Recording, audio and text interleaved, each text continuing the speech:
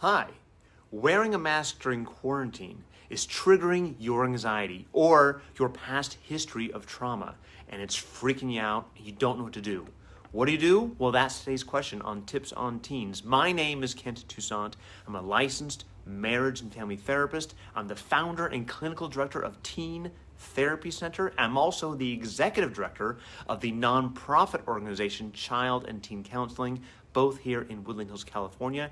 Every Wednesday at noon, I answer your parenting questions, and let's jump into today's very topical question. This is more about me than my kids. I hope that you don't mind talking about this. I don't. Thanks for your question. I am embarrassed to say that I hate wearing these masks for quarantine. I understand their importance, but I feel like I am suffocating when I have it on.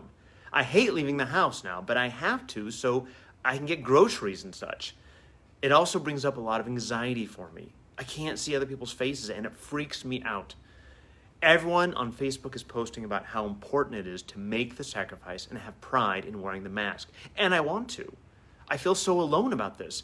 My teenagers dismiss my worries, and I don't think it is appropriate or fair to burden them with the history of my issues. Is anyone else struggling with this? What should I do? Are you the only one struggling with this? No, you're not. A lot of people are struggling with this. It's actually the really common issue for a lot of people that's not really talked about. And also, your question is, you don't want to burden your kids with your past issues and your history. You're probably right. They're probably not capable of handling it. So what do you do about this? Actually, before we go into what do we do, let's talk about why it may be happening. There could be a lot of different factors. So I'll just, name a few. Anyone with a history of anxiety could be triggered by past trauma, whether it's past child abuse, domestic violence, any kind of choking or suffering in the past. It doesn't even have to be a history of trauma. It could be just plain old anxiety, which is a common trait among humans. Wearing the mask can be really triggering. It could trigger some of the wires that got crossed way back in the day. And whatever wires together, fires together. It's a common phrase. And so what that means is if you had a past where you were, there was a choking or someone covered your mouth and it traumatized you in some way, and this is just one example of many, wearing the mask can trigger that before you even realize you're triggered. You can put the mask on, and before you know it, you're hyperventilating, you're sweating profusely, you're shaking, you want to scream, you want to run, you want to hide, and you don't even know why. Your logical mind is not connected to that. And just saying, well, calm down, doesn't work, right? Because it doesn't. If it did, you wouldn't need to be watching this right now. You wouldn't have these anxiety feelings right now. So it's similar to, there's a lot of psychosomatic things that we all go through. There's a lot of issues that we respond to in a negative way. And again, there's many of those. So it triggers the fight, flight, or freeze. And when you have that mask on, you start hyperventilating, all you want to do is run and hide because you feel like you can't breathe. Even though logically you know you can, emotionally, that hard wiring is there is because it's a defense mechanism to help make sure you don't experience that again. Also, I lost my train of thought. I was going to say something else about that. Oh my gosh, don't you hate when it happens, especially when you're live on Facebook and you forget that really key point you're going to say? Live Facebook, what are you going to do?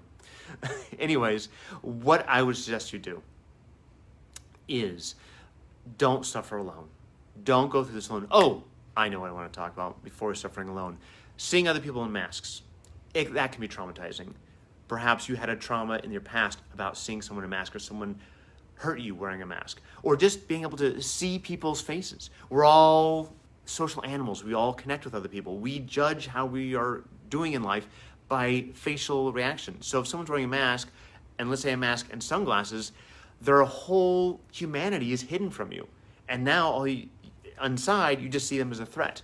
Logically, you may know that they're just going to buy laundry detergent just like you are. But emotionally, it triggers that. So what do we do about this? Don't go through this alone. Talk to someone. Talk to a therapist. We're all doing online sessions right now. We're very accessible. Talk to a friend you trust. Don't suffer through this alone. Anxiety, depression, trauma flourishes when it is a secret. When it loses the secrecy, it tends to calm down. Now, I'm not saying you have to walk through every step by step of your past trauma. That is not necessary. To go to a therapist, you don't need to talk about the trauma. That could make things worse for you. If you want to talk about it, you can, but it's really up to you where you're at, what you're ready for. So it's really important to be in tune with what you need. Talk about what you're feeling. There's a lot of ways to deal with trauma and anxiety without talking about the actual event or the actual issue. There's a lot of ways to go about that. So talk to a therapist, please. Talk to a friend you trust. Talk to a relative you trust. Don't talk to your teenagers about it. They're probably not qualified to handle this. They are not qualified to take care of your feelings. When you're an old person in a wheelchair drooling, then they can take care of you. But until then, until they're on their own and they're financially independent and they're their own adults on their own 2 feet, it's our job to take care of them. But please, please, please don't suffer alone. Go talk to someone, get help. This is something that is manageable. I don't know how long this quarantine is going to go. It's going to go for a while probably.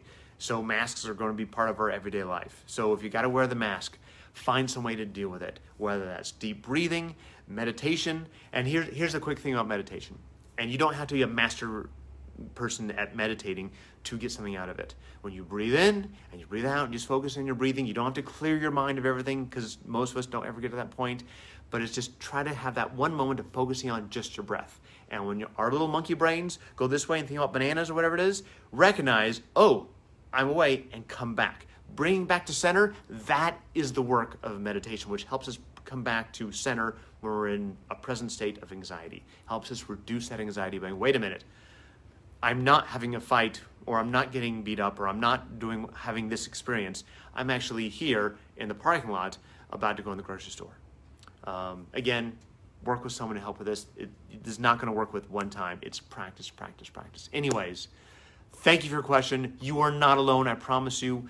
Please keep your questions coming. I'll be back next Wednesday at noon answering your parenting questions live on Facebook. My name is Kent Toussaint, and I'll see you guys next week. Bye-bye.